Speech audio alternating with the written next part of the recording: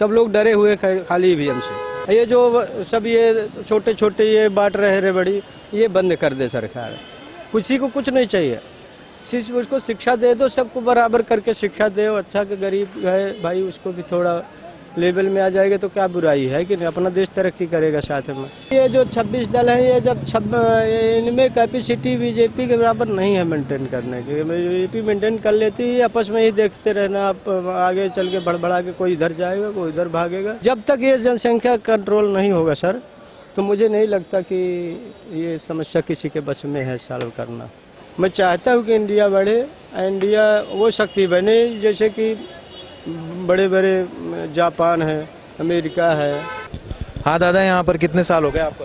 10-15 साल हो गए सर। कहाँ से हो आप ओरिजिनली? मैं एमपी जबलपुर के आसपास का हूँ सर। हाँ, वोटिंग वहीं पर करते हो? हाँ वहीं पर करता हूँ। अभी स्टेट इलेक्शंस होने वाले हैं वहाँ पर? हाँ होने वाले तो है, सुना है सर। हाँ, क्या लगता है किसकी सरकार आएगी? सरकार के विषय में भी क्या बताएं, हम तो यहीं रहते हैं सर जी।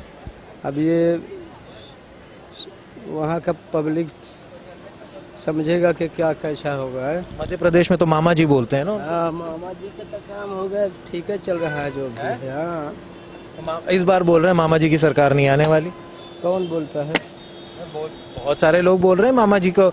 बीच में तो बोल रहे थे कि टिकट भी ना मिलनी। अभी क्या बताए सर, कौन कहाँ आएगा, ये तो पब्लिक के मूड पर है। अभी क्या बताए, आप ही तो पब्लिक हो ना। क्योंकि क्या होता है कि जो काम करता है ईमानदारी से सरकार कोई भी हो, तो वो तो उसको कोई नहीं रोक सकता है कि नहीं। यदि इसमें कोई झोल झाल होता है तो फिर वो ऑटोमेटिक प्रकृति बदल देती है कि नहीं।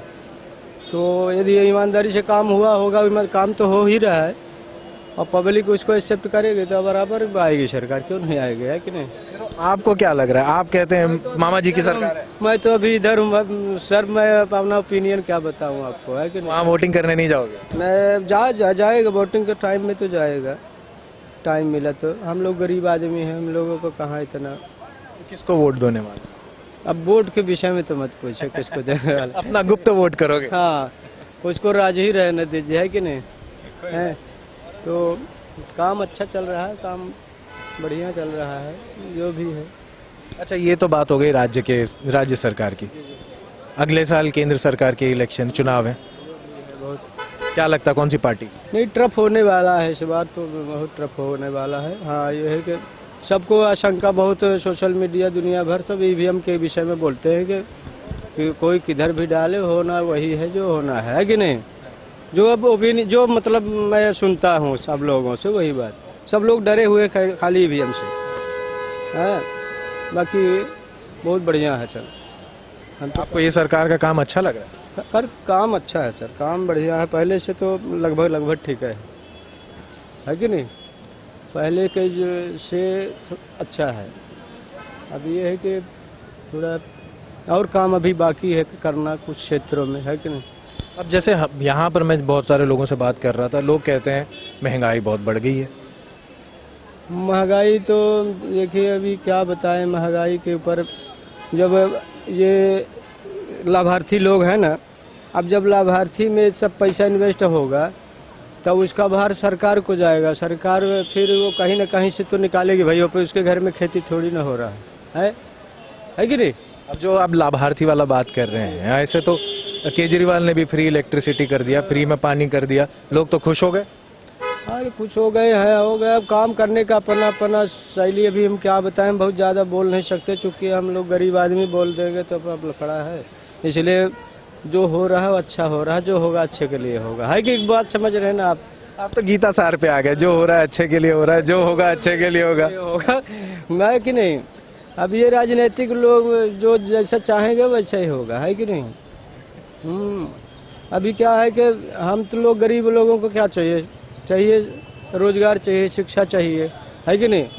शिक्षा रोजगार में काम सरकार को करना चाहिए। ये कोई वैसा ओपिनियन नहीं बता रहा हूँ मैं अपना, पूरे भारत का जो पढ़ा लिखा व्यक्ति होगा तो यही चाहेगा कि शिक्षा और रोजगार दो चीज़ पब्लिक को चाहिए ही चाहिए।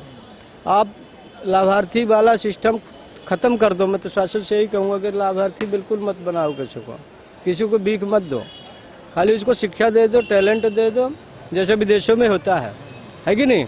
उसको शिक्षित करते हैं शुरू से और उसको ऐसी शिक्षा देते हैं ताकि आगे चल के वो उसमें जॉब मिल सके उसको। तो ऐसा सरकार कोई भी आए उसको करना चाहिए कि भाई उसको अच्छी शिक्षा दो, है ना, और वो शिक्षा दो जिसमें वो उसमें आगे चल के उसको जॉब मिल सके।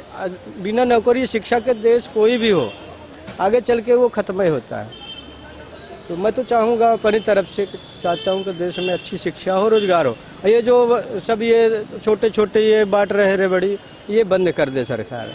किसी को कुछ नहीं चाहिए, सिर्फ उसको शिक्षा दे दो, सबको बराबर करके शिक्षा दे। अच्छा कि गरीब है भाई उसको भी थोड़ा लेवल में आ जाएगा तो क्या बुराई है कि नहीं, अपना देश तरक्की करेगा साथ में। अब कोई अंग अधूरा रह गया, कोई अंग अच्छा है तो उसको तो विकलांग बोलेंगे है। दादा अब बहुत सारे जैसे इतनी सारी पार्टियां हैं, 26 पार्टियां साथ में आके इंडिया गठबंधन बना रही हैं, एक तरफ बीजेपी है। आपको लगता है कि इस बार जो चुनाव होगा वो थोड़ा इंटरेस्टिंग हो जाएगा, बीजेपी के लिए कठिन हो जाएगा?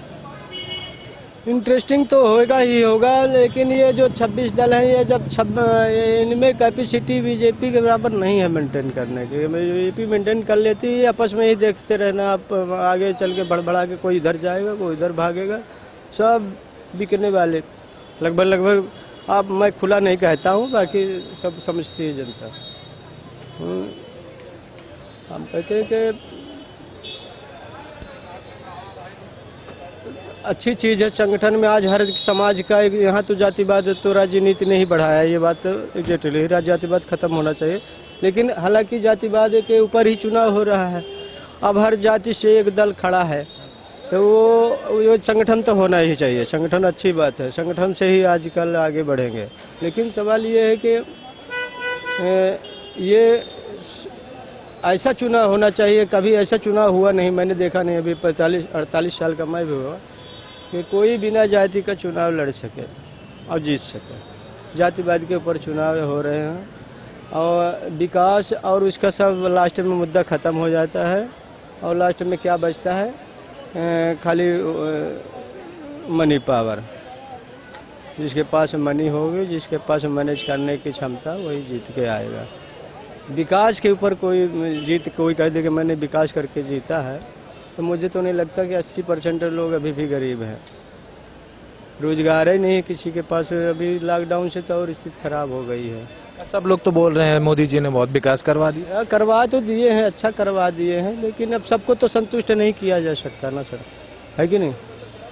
अब वो तो जिनके घर में अभी जो 20,000 की नौकरी कर रहा था उसको अभी 15,000 में नौकरी करना पड़ रहा है, किसी को छूट गई है। बहुत सही ओरिजिनल बात बता रहा हूँ, बहुत लोग दुखी हैं।